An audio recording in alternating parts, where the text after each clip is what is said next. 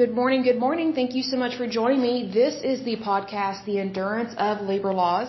I'm your lovely host, Lesley Sullivan, and today is episode 68, and I wanted to take a step back and cover something that we have not discussed in detail. So what I want to do was do an entire episode dedicated towards the Environmental Protection Agency, also known as EPA, because when I was researching it, I learned so much about the EPA that I personally did not know. So I thought, well, if it's stuff that I don't know, there might be others out there that, we think we know what all the EPA does and its foundings and its beginnings, but there were so many things that I did not know about, that I think other people should know about, because I think it explains this federal agency a lot better when you know the background, the history, where they were at in the beginning, and then where they're going. And it kind of describes a little bit, when you read between the lines, of why they've gotten off track a little bit and why we have so many problems now, environmentally speaking. But again, we can always correct these things. We can always be positive and move forward and do a really good job here. But first of all, let me give a big shout out to my lovely listeners, because you guys are awesome. So a big shout out to Florida, Massachusetts, Oregon, Alabama, British Columbia, New York, Pennsylvania, Oklahoma, Texas, our lovely neighbor, Virginia. And in terms of countries, we have the United States, Canada, and the United Kingdom. So hey, UK and Canada, you guys are awesome. Love you very much. So, and I want to do a little bit of housekeeping.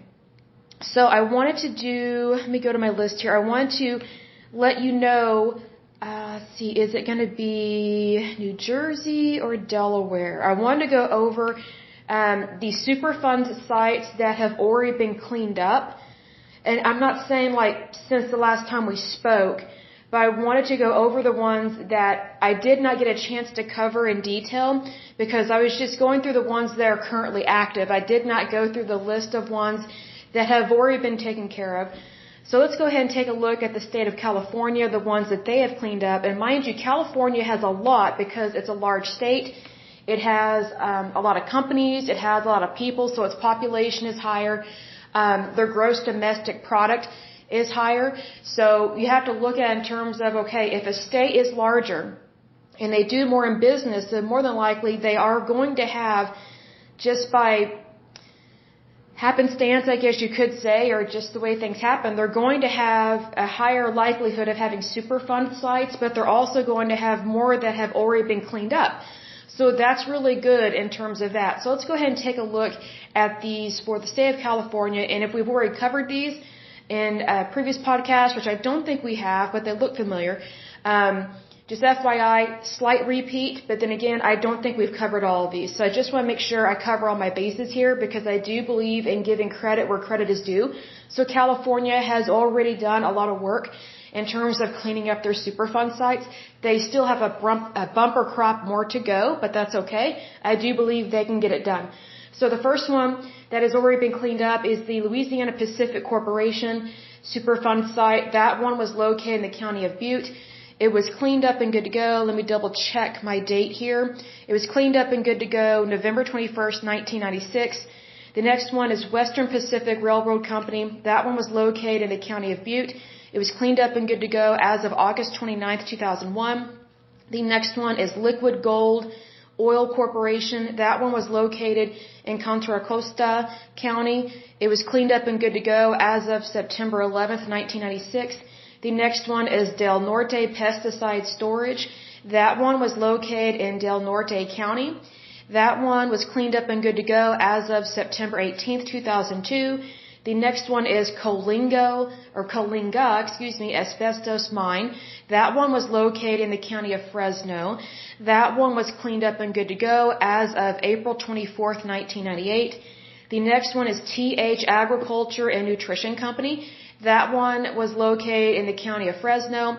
It was cleaned up and good to go as of August 21st, 2006. The next one is Kelter Chemical Works. That one was located in the county of Humboldt. Let's see, it says here it was cleaned up and good to go as of September 30th, 2003. The next one was San Fernando Valley Area 3. That one was located in the county of Los Angeles. It was cleaned up and good to go as of October 12th, 2004. The next one, let's see here, is Firestone Tire and Rubber Company, Salinas plant. That one was located in the county of Monterey. Excuse me, my voice. Let's see, that one was good to go, cleaned up and good to go as of April 21st, 2005. The next one is Ralph Gray Trucking Company. That one was cleaned up and good to go, let's see, as of September 28th, 2004. That one was located in Orange County. The next one is Jib Boom Junkyard. That one was located in the county of Sacramento, California.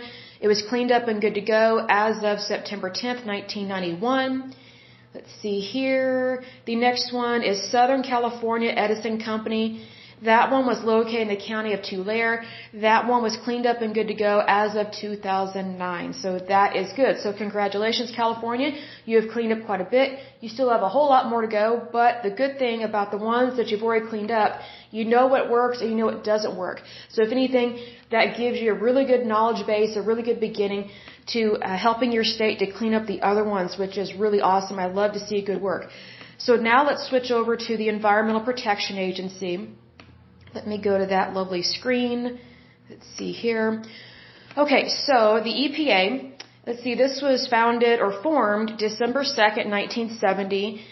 And let's see here, it's headquartered in Washington, D.C.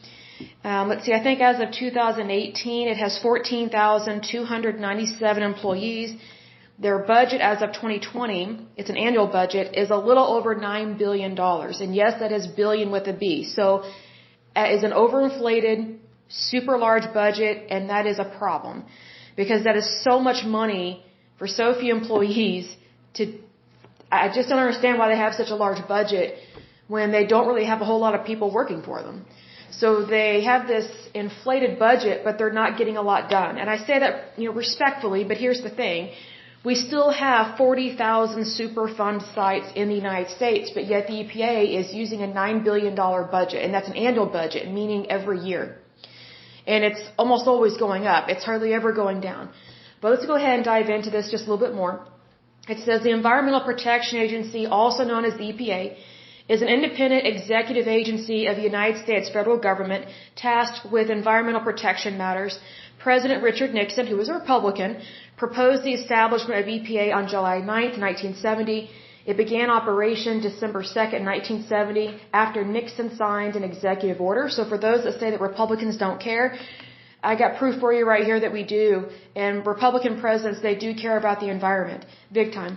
The order establishing the EPA was ratified by committee hearings in the House and the Senate. So we have bipartisanship there. The House and the Senate both agree that we do need this. Let's see here. The agency is led by its administrator, who is appointed by the president, so they're not elected. They are appointed. And they are also approved by the Senate. The current administrator is Michael S. Regan. The EPA is not a cabinet department, but the administrator is normally given cabinet rank. I don't necessarily agree with giving someone cabinet rank, but there might be a reason as to why it is like that. Let me see here. It says here the Cabinet of the United States is a body consisting of the Vice President of the United States and the heads of the executive branches departments in the federal government of the United States. Okay, it is the principal official advisory body to the President of the United States. So these people are appointed, but it's not, how do I word this? I understand why we have these, but the thing that concerns me, it kind of goes back to what President George Bush did, the second one, when he created all these czars, which we're not Russia, we're not the Soviet Union, we should have never had czars. But what is not good about when you just appoint all these people, it's like the American people, we don't really know what's going on because we've got these people in very high positions of power that are supposed to be doing good, and more than likely, they mostly are, but unfortunately, whenever you get this many people into a position of power, you have a lot of misappropriation of funds, you have a lot of overinflated annual budgets, they spend too much money, and they do not get a lot done, typically, which is what we're seeing here with the EPA. Is the EPA good? Yes. Is it an important federal agency? Yes. But, $9 billion for an annual budget, that's crazy, and we still have 40,000 Superfund sites. A little over 1,300 of them are considered critical, meaning they need to be cleaned up immediately as soon as possible because they are contaminating our planet. specifically in the United States, that's a concern. So my thing is if you are operating on a $9 billion budget, I need to see more evidence that you're actually doing your job. And that's not just from an administrative point of view. It's from, hey, what are your employees doing? They need to get stuff done, but also they need to have the tools and the right policies and procedures in place so that way they can do their job and do it well. That's my thing. Because if I had to guess, and I'm just guessing here, it looks like you've got a whole lot of work that is being dumped on a little over 14,000 employees. Well, you have 40,000 Superfund sites. So you don't even have one employee per Superfund site. So that's why we've got these problems. And then they've got this huge budget. So they're definitely getting a lot of federal tax dollars, which you and I are fitting the bill for this, but they're not doing a lot of good. So it is definitely overinflated there. The EPA has its headquarters in Washington, D.C., regional offices for each of the agency's 10 regions and 27 laboratories. The agency conducts environmental assessment, research, and education. It has the responsibility of maintaining and enforcing national standards under a variety of environmental laws in consultation with state, tribal, and local governments. It delegates some permitting, monitoring, and enforcement responsibility to U.S. states and the federally recognized tribes. Some of those tribes are called the 5 civilized tribes, and some of those tribes are here in Oklahoma. They do have their own land. Some of them still have their own Indian reservations. And they also have their own type of government on their land, which you kind of need to be careful about. We've talked about this in times past because here's the thing, like a lot of them have casinos, but here's the thing. You know, if you just want a bunch of money in one of their casinos and you're walking out to your car, you could be jumped by somebody and it's, you know, you call 911 or you're trying to get help. The regular police department does not come out and help you. It's the tribal police, and more than likely they will not help you. That's actually been a scandal that's been going on a long time, because they don't operate in a completely legal and ethical moral because it's very tribal thinking. That's just how it is. There is a lot of corruption within tribal families and within these casinos. They have a lot of problems, but no one calls them out on it, because they went through so much in terms of their history and how the federal government and the federal army treated them and relocated them here. But here's the thing, just because someone's ancestors suffered in the past, that doesn't give current and future generations to break the law, whether it's state, federal, or tribal. And also, we should have never given them the opportunity to have tribal law because they are in the United States. So you basically have a country within a country. Well, there's a reason why that doesn't work out very well. So basically, if you or I, were to step foot on their property, regardless of whether you're Native American or not, they technically do not have to follow state or federal laws because they basically have been given permission to not really care and to not do the right thing. That's why there are so many crimes, especially to deal with money. And there's also a lot of murders that take place on these Indian reservations. Like, there are so many crimes that take place on Indian reservations and on these tribal lands because there's so much corruption. Like, people like to think the Indians are peaceful people.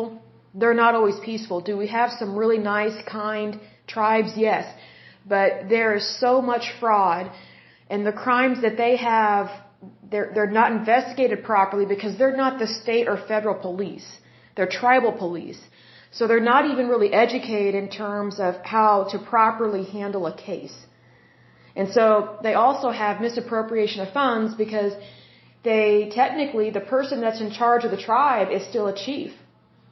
And it's only been within the past, a couple decades, I'm guessing, that now they have female chiefs. For the longest time, it was always a man that was a chief. So you're dealing with tribal regulations, but they're not even really they're not even really regulations because, if they're still operating as like a tribe, you have to remember that all Indian tribes, they were initially pagan because they worshipped multiple gods. So if we have people that are worshiping multiple gods and they're being given permission to just make up their own laws, however and whenever they want, then how can you or I expect them to operate the same way that we operate in terms of our laws in regards to state and federal rules, laws, and regulations? So I imagine that the EPA probably finds it very difficult to work with these tribes because they don't even really know how to rule or govern their people. And believe me, they do rule and govern them. And I'll give an example. I worked at a car dealership several years ago. I was a internet sales manager, and there was one customer I was helping, and he wanted to trade in his vehicle and buy another one. Well, in order to trade it in, for us to purchase his vehicle and to do a trade, we needed the car title. Well, he was Native American, and he brought his kids with him, and he had no clue that he did not actually own his vehicle because we looked at the title. And we said, sir, are you the chief or a top dog or whatever in terms of this tribe? And he said, no. And so he kind of told us that, he's just one of the people within his tribe. And we said, well, you technically don't own this vehicle. Your tribe owns this vehicle. And he had no clue. So we couldn't do a trade-in. And then because we couldn't do a trade-in, we couldn't sell him a vehicle because without the trade-in, he couldn't afford to purchase a new car. But my point is this. He was living, he was part of a tribe, and he was living, I guess, at an Indian reservation. But he had no clue that he didn't actually own his house or his vehicle. Because what happens in these tribes is the tribes, they own everything. But they convince and they lie to their people and tell them that, oh, we're going to give you this car. But they don't tell them that the person doesn't actually own it. The tribe owns everything. They're just letting them use the car, and they're just letting them live in these houses or apartments or whatever they own. So this guy, you could just kind of see the light bulb come on in his head that he had no idea that his tribe never really gave him the car. The tribe still owned it. And here's another thing. The tribe doesn't want them to have ownership of anything. It's almost like communism is what it's like. It's where the government, whatever government you have, whatever governing entity you are under and that you put over you and you allow them to govern over you, they basically do not allow private property to take place. They don't allow you to purchase vehicles. They don't allow you to purchase homes. They don't allow you to take out loans. They have everything that belongs to the tribe. Well, the Communist Party does that still to this day. That happens in China all the time. And also it happened in the USSR all the time. That's how the Soviet Union could control and manipulate its citizens. It's because it says, hey, we'll take care of you. Just give us all your property, all your land, your bank accounts, everything. But we will give you a job and we will give you a vehicle. But guess what? Their people didn't own hardly anything unless you were super rich. Well, the light bulb was slowly coming on in this guy's head. And he basically walked out of the car dealership. He just kind of walked out like a broken man. Because he had no idea that, yes, he is Native American, he's part of a tribe, but his tribe was stealing from him. And it was unlawful. However, even though it's unlawful state and federal wise, if those transactions are taking place on tribal lands, for some stupid reason the federal government has allowed them to do that. So just FYI, I can only imagine what EPA has to deal with when it comes to these federally recognized tribes, because these tribes, they're not all good and kind people, especially not the higher-ups. They're just as corrupt as the higher-ups in any communist party, because that's how they operate. And mind you, I didn't know that about the Indian tribes in Oklahoma. And I'm born and raised here. I didn't know that until I worked at a car dealership and I was trying to help this guy get a car. We're doing everything legally, ethically, and professionally, and you're trying to work out, hey, how come this guy, oh, and here's another thing, it's like he didn't even really exist in terms of credit. He's like, yes, I have a social security number, yes, I have a driver's license, but, I'm part of this tribe. Well, what these tribes tell their people is, well, because you're part of our tribe, everything should be free. So they basically get them on horrible, crappy government assistance, which would be those free, really disease-infested Indian clinics. And it's free for the Indians, technically, but you and I are paying for it. But here's the thing, if the Indians are working a regular job, technically they're paying for those clinics as well, but they don't realize it. Because they're fed this continuous lie that it's free, and it's not. It's paid for by their tax dollars when they are working a job. and it's also paid by our tax dollars. But just FYI, that's a little bit of a background to that. Mind you, hardly anybody really knows about that unless you come across it, and in my case, it was by accident. But needless to say, we could not do business with this guy because he didn't actually own the vehicle. Like, we can't legally and lawfully take in a trade-in from someone whose name is not actually on the title, because we have to get that notarized, and we can't do that if he doesn't actually own the vehicle. So it's kind of like if you steal a car and you're trying to trade it in, if you're not the lawful and legal owner of that property, you can't legally and lawfully sell it. So anyway, this guy walked out. It was really sad. I don't know how to describe it. He just came in one way and walked out a broken man because he didn't know that his tribe was stealing from him and lying to him. So needless to say, I don't know what happened to him. I pray for him. But that's just kind of what happens in situations like that. But anyway, I don't want to get sidetracked on that, but just FYI, things like that do happen. But however, the federal government, they're not wholeheartedly to blame for that, but they allowed it. They tolerated that. Because they allowed a group of people to form their own government, and it's a corrupt and it's just a corrupt way to treat people, and it's not right. I don't know how else to describe it, but there it is.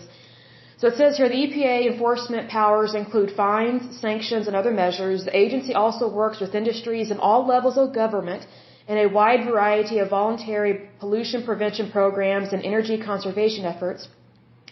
In 2018, the agency had 14,297 employees. I would imagine that number has grown because that means that data is 4 years old.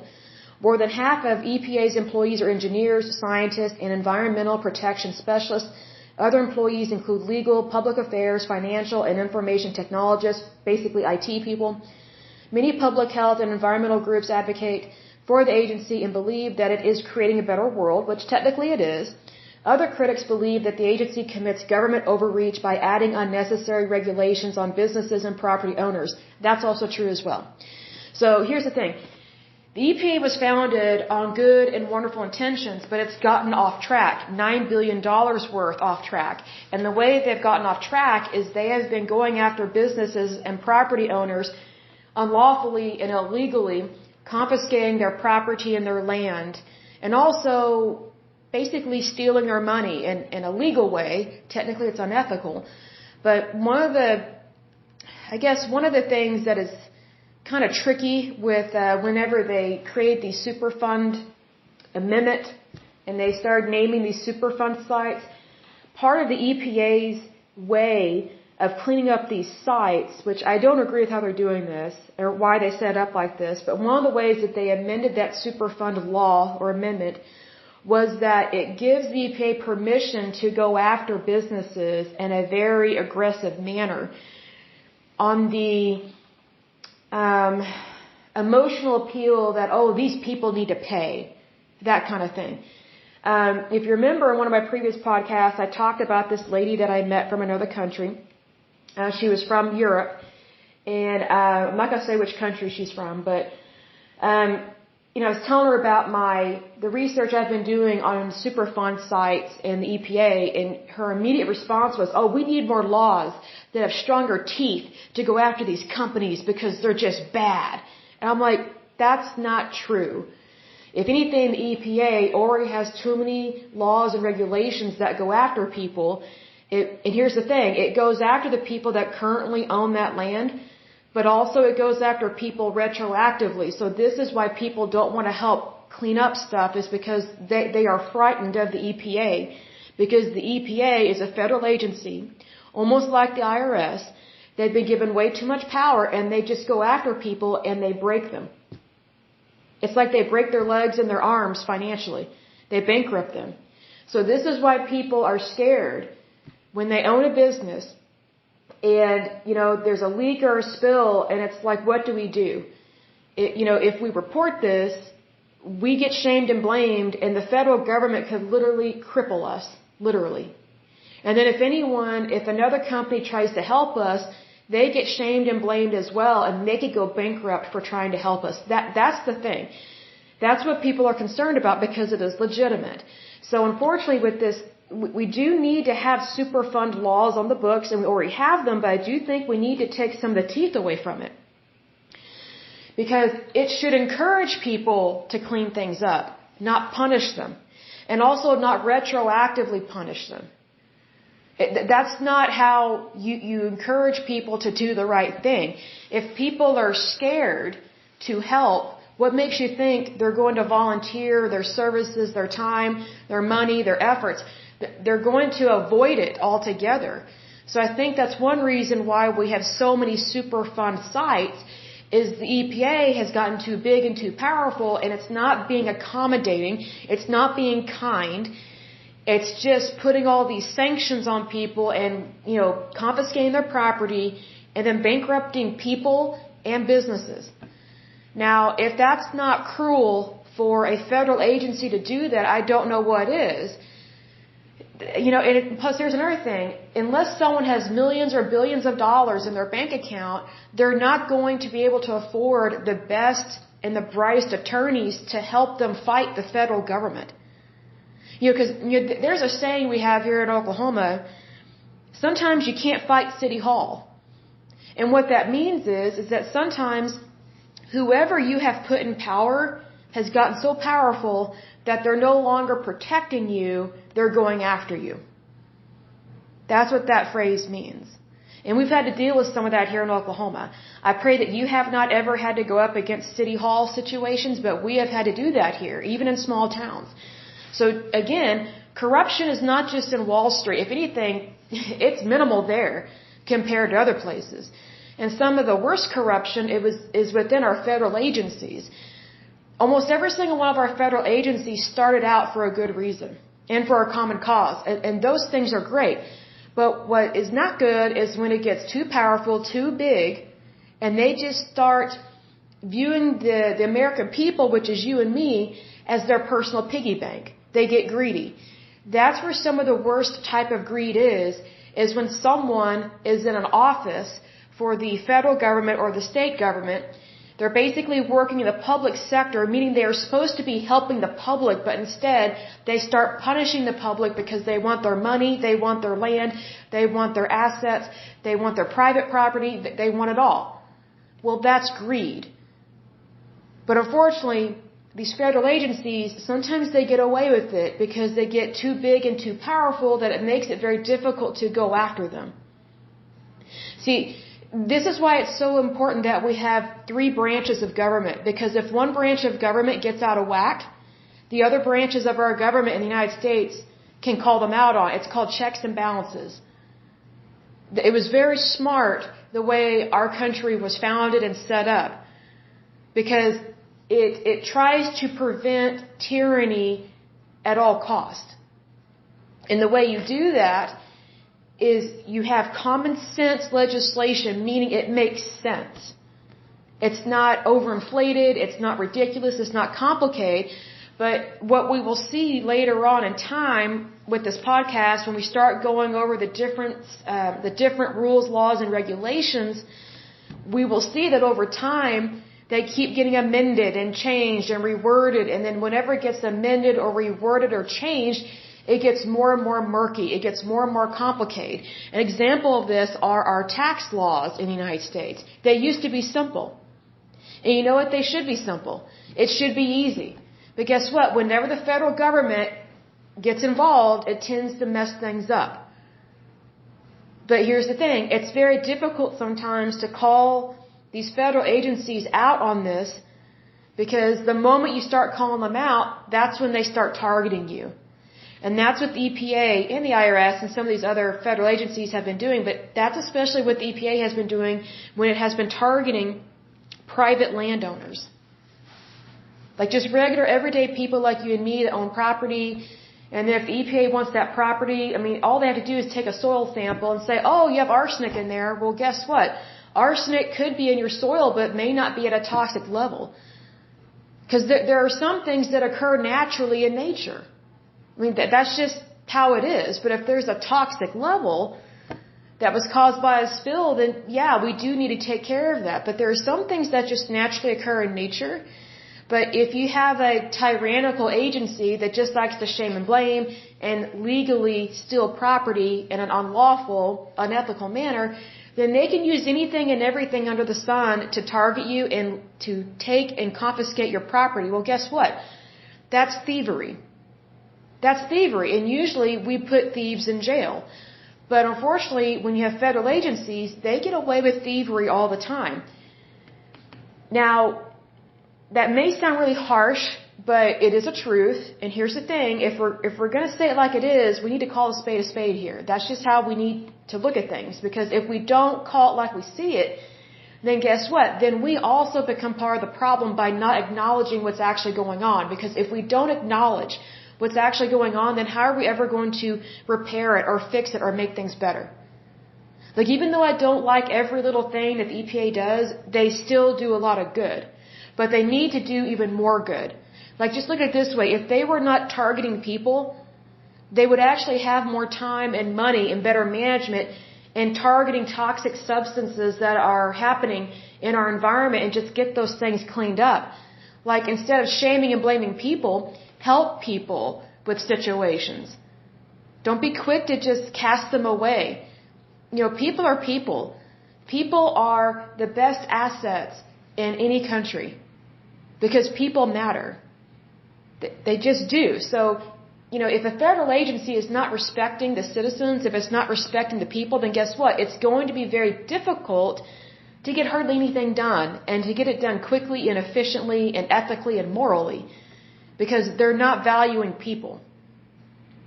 You know, if we are going to value the environment, the way that we should look at the environment is, okay, how can you and I live the best kind of life? Basically, what can I do for myself and what can I do for my neighbor that's going to make this world a better place? Well, if I look at it from a humanitarian point of view, if I look at it from a humanity point of view, then I'm going to look at it as, well, I want to make sure that our environment is not polluted so that way we can live here for a long time and for future generations. So if I look at it from a human point of view, from a humanity point of view, then everything else will fall into place. Because if I basically want to treat my neighbor as myself and love my neighbor as myself kind of thing, then everything will fall into place because I'm already going to be doing the right thing, not only for myself, but for my neighbor.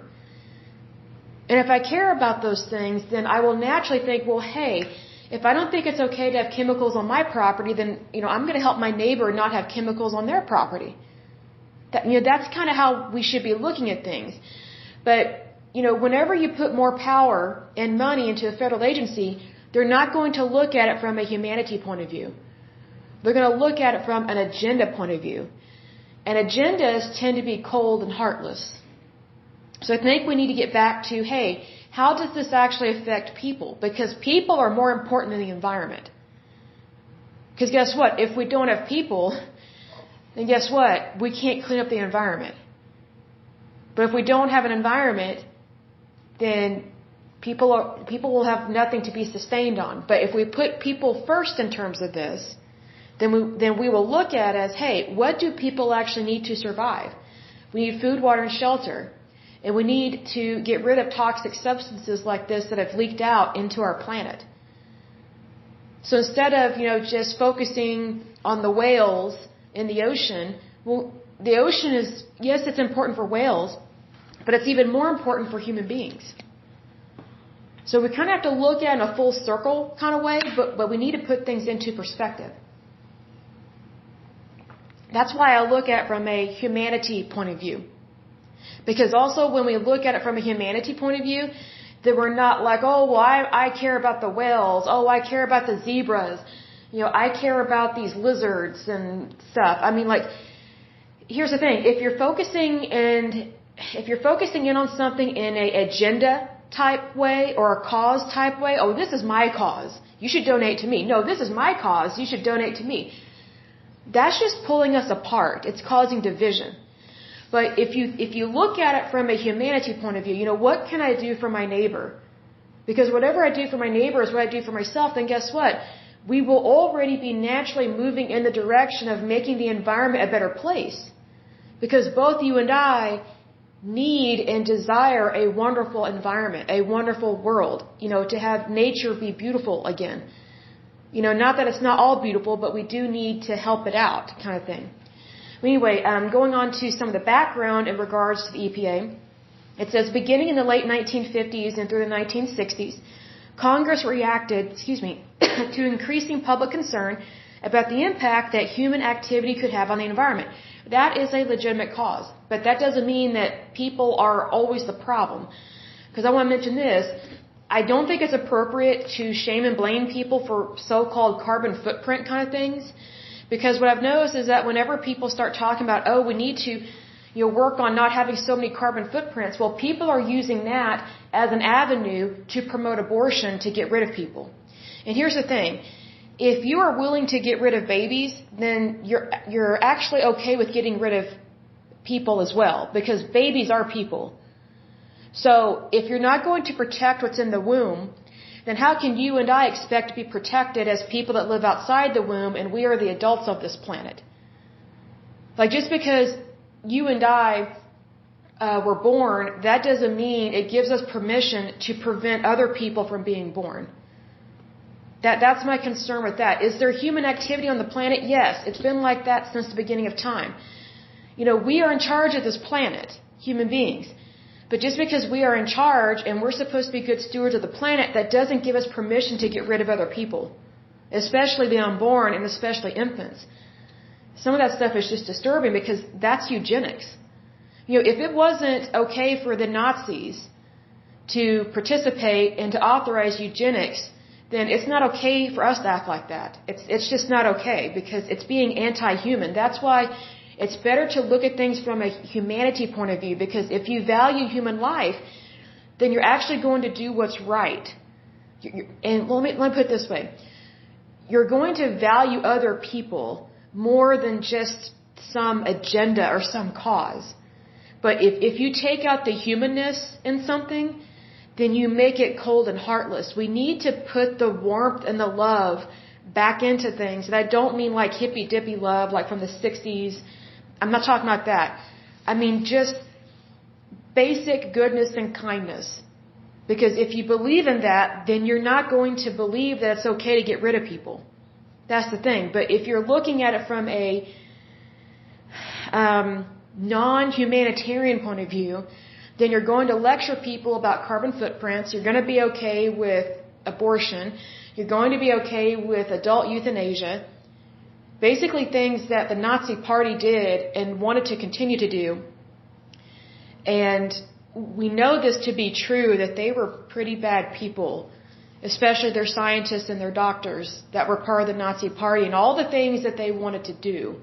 It was really cruel and disgusting. So I think that if we don't want to resemble them, then we should not be acting like them. Even just in medical research and just how we view other people in everyday life. So we need to look at as all human life has value. Not just one group or a couple groups or this continent or this country. All human life matters. From the moment of conception till natural death. And I say natural death because that means someone not killing you. Okay? So just FYI. So it goes on to say, Senator James E. Murray introduced a bill, the Resources and Conservation Act, also known as RCA, of 1959. The bill would have established a Council on Environmental Quality in the Executive Office of the President, declared a national environmental policy, and required the preparation of an annual environmental report. I think that's wonderful to do that because so much can happen in a year if you think about, like, you could have a Chernobyl happen or something. Well, there's a lot of stuff that can go on with that, as we will see later on. And let me get a drink of water. Hold on just one moment. Okay.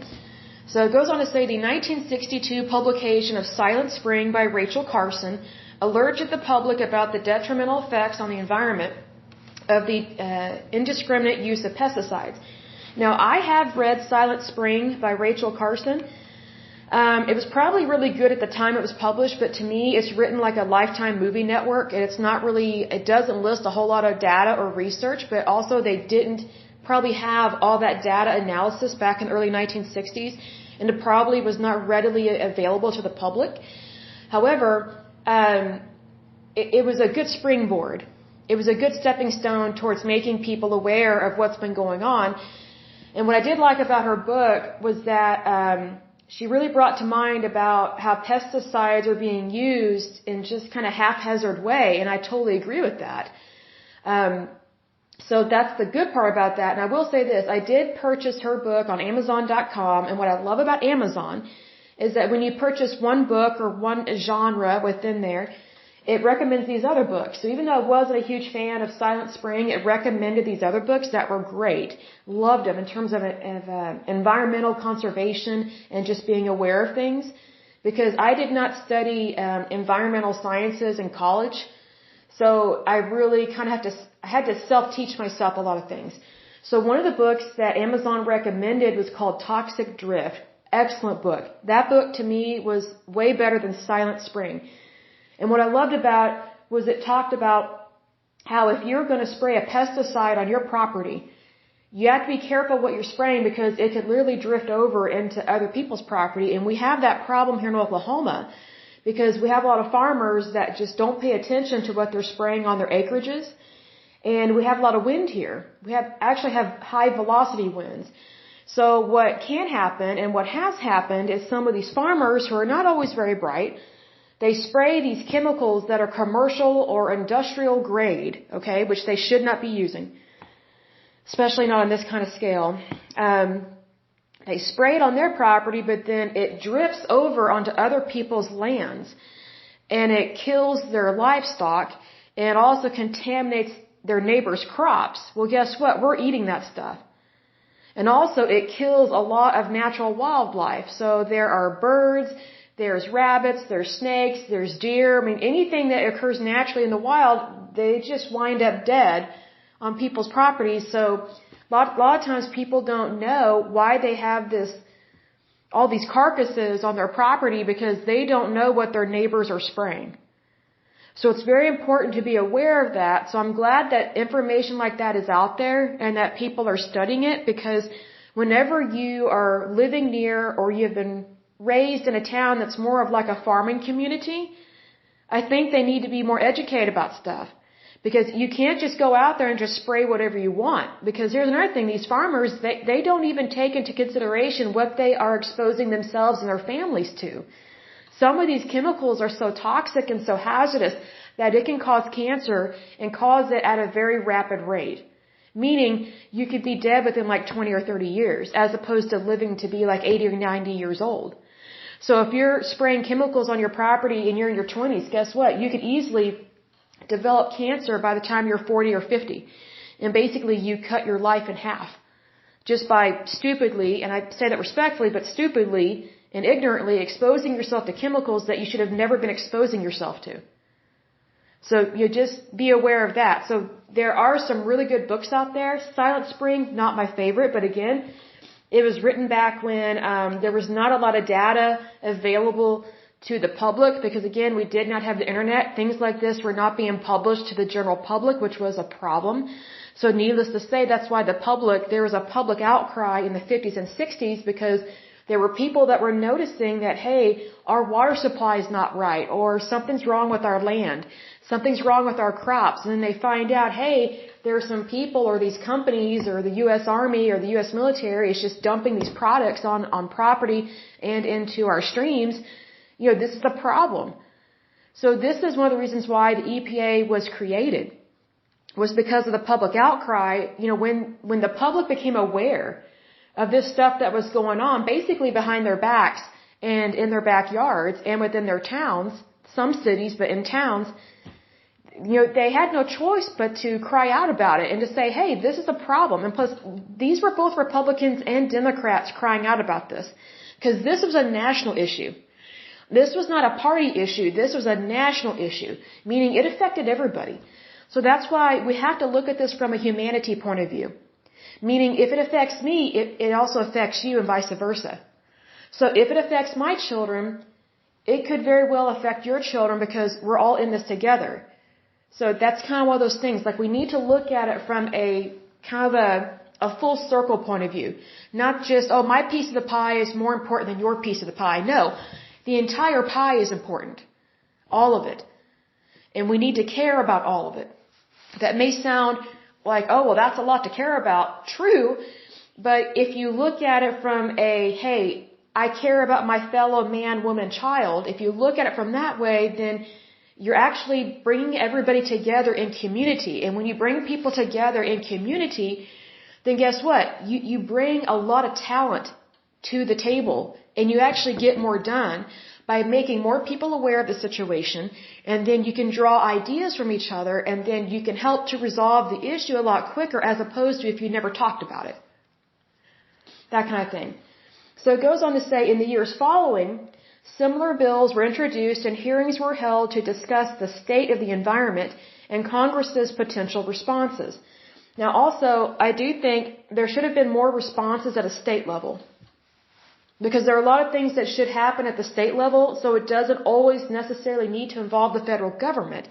Because when you get the federal government involved, they tend to get a little too powerful too quick, which is what has happened with EPA. They have a good foundation, good intentions in the beginning, but they're kind of out of control right now. In 1968, a joint House-Senate meeting was convened by the chairman of the Senate Committee on Interior and Insular Affairs, Senator Henry M. Jackson, and the House Committee on Science and Astronautics, a different word, Representative George P. Miller, to discuss the need for and means of implementing a national environmental policy. It says some members of Congress expressed a continuing concern over federal agency actions affecting the environment. The National Environmental Policy Act of 1969 was modeled on the 1959 RCA Act. President Nixon signed NEPA, which is the National Environmental Policy Act, into law on January 1st, 1970. The law created the Council on Environmental Quality, also known as CEQ, in the Executive Office of the President. NEPA required that a detailed statement of environmental impacts be prepared for all major federal actions significantly affecting the environment. Let's see here, talks about a little bit of the establishment of the EPA. So it says, on July 9th, 1970, Nixon proposed an executive reorganization that consolidated many environmental responsibilities of the federal government under one agency, a new Environmental Protection Agency. So it says here, this proposal included merging pollution control programs from a number of departments, such as the combination of pesticide programs from the United States Department of Agriculture and the United States Department of the Interior. After conducting hearings during that summer, the House and Senate approved the proposal. Let's see here, talks about who took office for that. William Ruckelshaus was appointed and took the office to be the first administrator of EPA. It says here, EPA's primary predecessor was the former Environmental Health Divisions of the U.S. Public Health Service, also known as PHS, and its creation caused one of a series of reorganizations of PHS that occurred during 1966 to 1973. It says here, from PHS, the EPA absorbed the entire National Air Pollution Control Administration, as well as the Environmental Control Administration's Bureau of Solid Waste Management, Bureau of Water Hygiene, and part of its Bureau of the Radiological Health. It's here. It also absorbed the Federal Water Quality Administration, which had previously been transferred from PHS to the Department of the Interior in 1966. Let's see. A few functions from other agencies were also incorporated into the EPA. The formerly independent Federal Radiation Council was merged into it. Pesticides programs were transferred from the Department of the Interior, Food and Drug Administration, and Agriculture Research Service, and some functions were transferred from the Council on Environmental Quality and Atomic Energy Commission. So I learned a lot about that because I didn't know there was a Council on Environmental Quality, and I did not know about Atomic Energy Commission. I didn't know they had those things, but that's really interesting to know. Okay, let's see here. It says, upon its creation, the EPA inherited 84 sites across 26 states, of which 42 sites were laboratories. The EPA consolidated these laboratories into 22 sites. What I think is a mistake with that is I think they should keep open mini laboratories because they're just starting to figure out that they have a lot of problems. So if you think about it, let's say we only have one lab per state. that means we're going to have 50 labs. But let's say, I would think we would need 2 labs per state, so that's 100 labs. But the EPA, I think they made a mistake by consolidating these laboratories because they brought it down to 22. So that's one of those things that the EPA is learning about what to do and what not to do on that. But I will go ahead and close out this podcast, and we will finish up the EPA in the next podcast because I see that it's almost a little over 50 minutes on this one.